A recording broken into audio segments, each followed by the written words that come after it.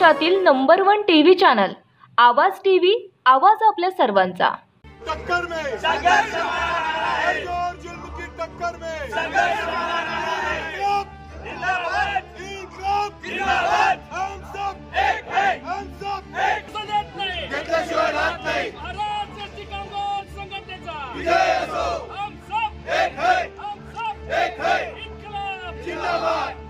जुल्म की टक्कर में संघर्ष महाराष्ट्र कामगार संघटनेचा विजय असो। कोण म्हणतो देणार नाही घेतल्याशिवाय राहणार नाही। कसा देत नाही 10% महागाई भत्ता फरकासह मिळालाच पाहिजे। वाढीव पगारवाढीची थकबाकी मिळालीच पाहिजे। वाढीव पगारवाढीची थकबाकी कोण म्हणतो देणार नाही घेतल्याशिवाय राहणार नाही। हम सब एक है, हम सब एक है।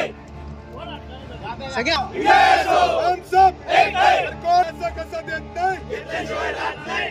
महाराष्ट्र कामगार संघटनेचा विजय असो। 53% दराने महागाई भत्ता फरकासह मिळालाच पाहिजे। 53% दराने महागाई भत्ता फरकासह मिळालाच पाहिजे। कोण म्हणतो देणार नाही घेतल्याशिवाय राहणार नाही। कसा देत नाही घेतल्याशिवाय राहत नाही। कामगार एकजुटीचा आज महाराष्ट्र एसटी कामगार संघटनेच्या वतीने राज्यव्यापी प्रत्येक आगाराच्या गेटवर, प्रत्येक युनिटच्या गेटवर निदर्शने आंदोलने आज करण्यात येत आहे। या आंदोलनामागची पार्श्वभूमी आमचा जो मागे पगारवाढ झालेली आहे ती एप्रिल 2020 पासून तर 31 मार्च 2024 पर्यंतचा फरक आमचा या शासनाकडे, प्रशासनाकडे थकलेला आहे। तो फरक आम्हाला त्वरित मिळावा। आमची पगारवाढ जी झाली त्यानंतर 5 महिने आम्हाला फरकाची रक्कम देण्यात आली, परंतु जानेवारीच्या पेड इन फेब्रुवारीच्या पगारापासून आमची ती पगारवाढ फरकाचा रक्कम ही कमी झाल्यामुळे आमच्या पगारामध्ये फार मोठी विसंगती निर्माण होऊन कामगारांचे सुमारे 5 ते 7 हजाराचे पगार कमी होत आहेत। राज्य शासकीय कर्मचाऱ्यांना 53% दराने महागाई भत्ता दिला जातो, एसटी कामगारांना मात्र 46% दराने दिला जातो।